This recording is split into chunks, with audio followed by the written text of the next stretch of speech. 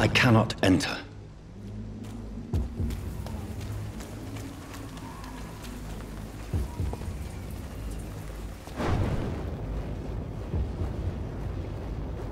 Are you?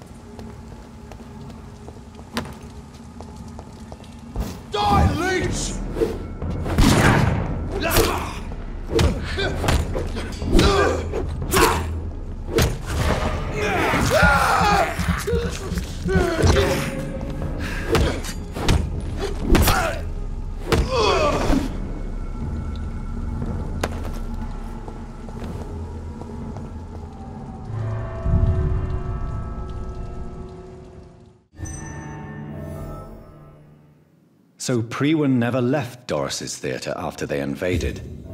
They must be holding Edgar here in their new headquarters. Get them weapons ready! Oh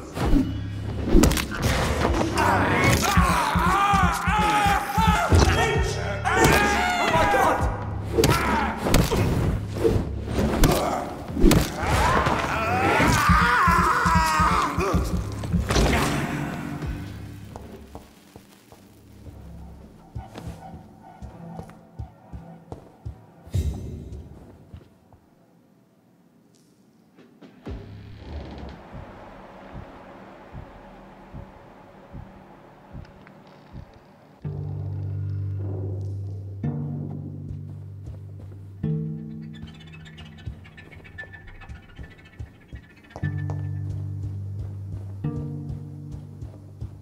Over there! There's one of them birds!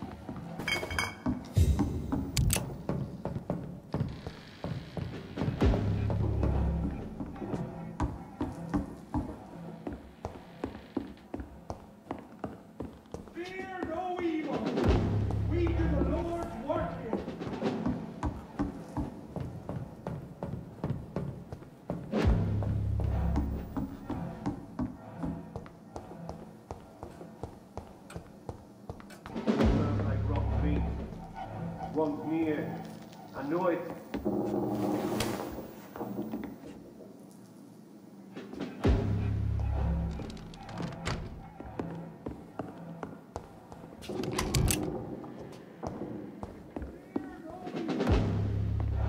Not to say look like it!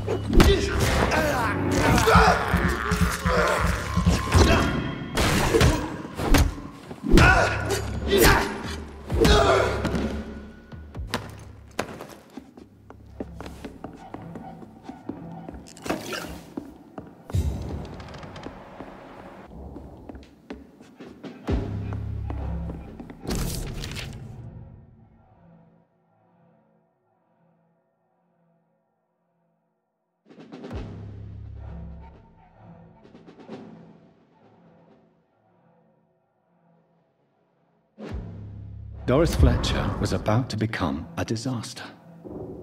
I'm getting close to having all the evidence.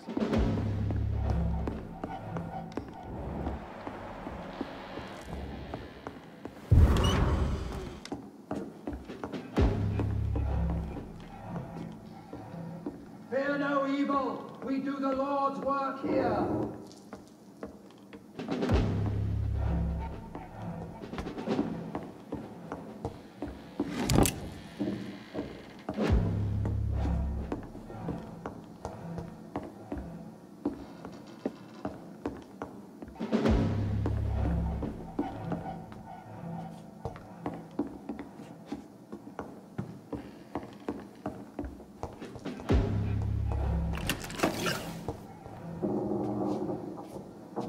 Let's pin it!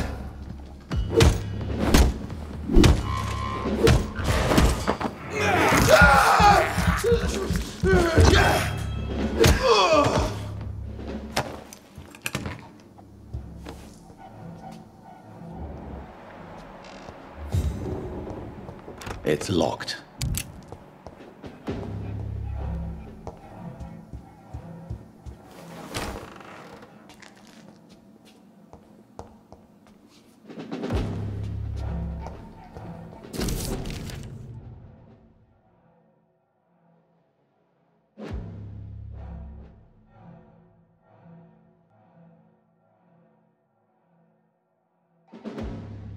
Blood of a pure heart, garlic, blood of a king.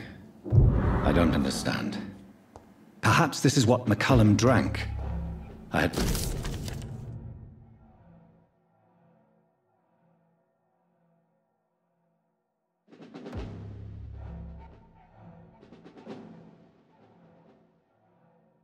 should find the key to that box.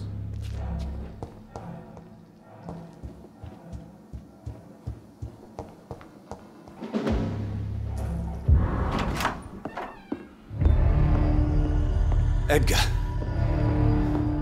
Edgar, can you hear me? Jonathan, is it really you? Easy. Easy. Save your strength. I'm getting you out of here.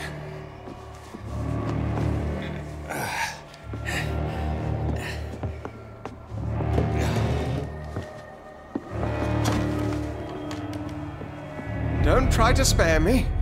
As a physician, I know all too well when it's too late. Punctured lung, broken ribs, and internal bleeding. An accurate diagnosis, wouldn't you say?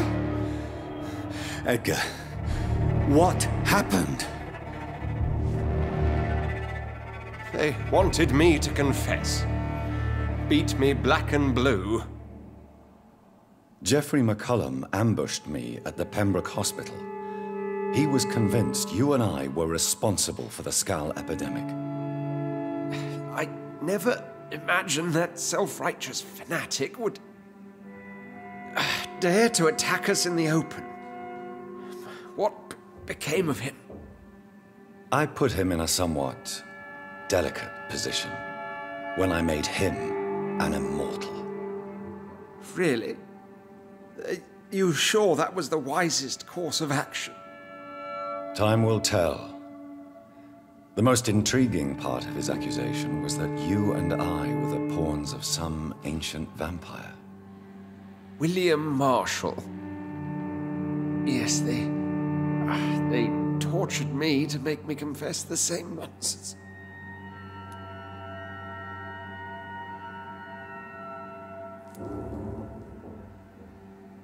I think you're hiding something, Edgar. What do you mean? William Marshall, for example. You speak of him as if you know him. How is that? Jonathan, I cannot say I'm ready for another round of questions.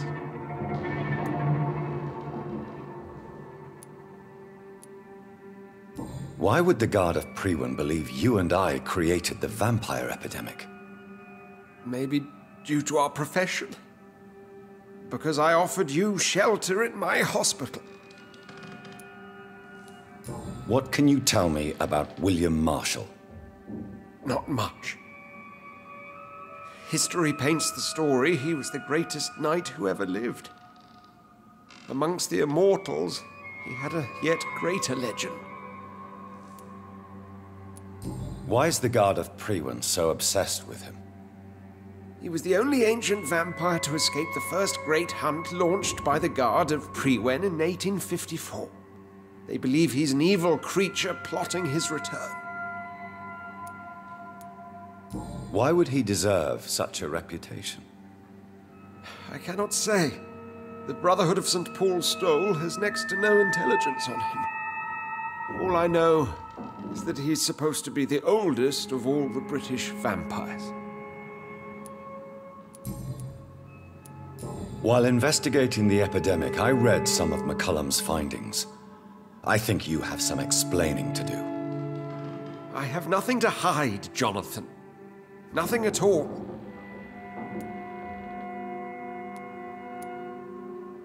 Do you know Doris Fletcher's real name?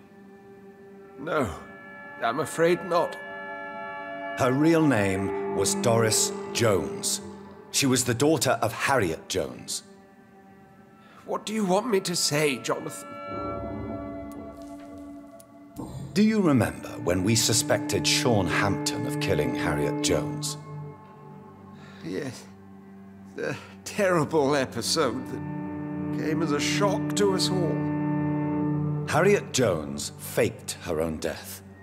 When I found her in the sewers, she confessed she wanted everybody to pay for what happened to her. That woman was extremely bitter, full of hatred and festering anger. Doris Fletcher visited her mother at the Pembroke Hospital. That's how she first got infected. I know nothing about that. Miss Fletcher once came to visit the sick. That is all I know. No, Edgar, there is more. Doris Fletcher was Harriet Jones's daughter. They exhibited the same symptoms: blind hate and strong physical mutation. What does this sad story have to do with us? Do you know where we are? Doris Fletcher's theater. This is where that hateful creature plotted to spread the epidemic across London. I only briefly met Miss Fletcher once when she visited the Pembroke Hospital. You say it was to see her mother. She seemed like such a sweet and graceful woman. My point exactly. The disease turned her into a bitter soul, driven by vengeance just like her mother. A symptom of all the infected patients. Certain diseases are known to produce similar effects. Rabies, for example. And rabies is not the devil at work. Come on, Edgar. Don't you see the pattern here? The epidemic, the link between Doris and Harriet, the suspicion of McCullum? How could I? I never saw Harriet Jones again after she fled the hospital. Doris and Harriet shared more than a hidden family bond. They were the embodiment of the epidemic and are linked to the Pembroke Hospital. Come on, Edgar, this is no coincidence. I swear I'm at a complete loss. All I did was administer vampire blood to cure old Harriet. There was no evil plan, no diabolical plot. You did what? I tested the regenerating and healing properties of vampire blood on Harriet Jones. My only intention was to find the cure for influenza, I swear. Whose blood did you use? William Marshall's? Mine? Lady Ashbury's. While transfusing her with human blood, humanely appeasing her hunger, I also kept samples of her blood for my research. You used her blood on Harriet Jones? My God, Edgar, that's unethical. You betrayed 2 of your patients at the same time. How dare you judge me? Must I name the alarming list of your victims? We are both deceivers. But at least I know I'm a monster. You have worked beside me. You saw what I'm doing at Pembroke Hospital.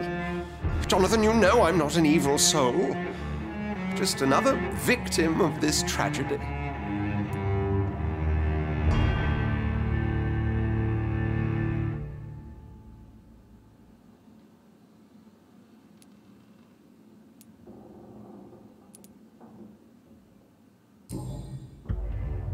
No, Edgar, you are not going to die. Unless you want to. What do you mean? I can save you, Edgar. I can turn your broken body into one like mine. You truly would? After all I've done, after all that's been said, you would offer me this gift? I have no way of knowing which punishment would be worse, Edgar. But it is not for me to decide. So? Oh, please, Jonathan, please. I beg you. This is what I've always wanted. This is what I've always searched for. Very well, then.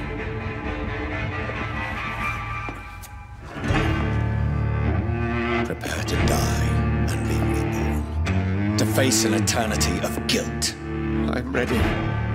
Oh, indeed, I am ready.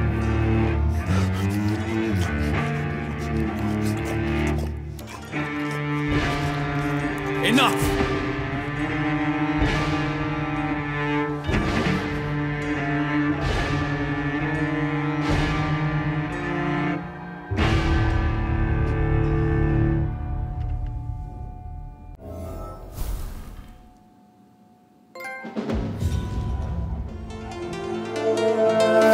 I smoke too much. I dream too much, I tell myself.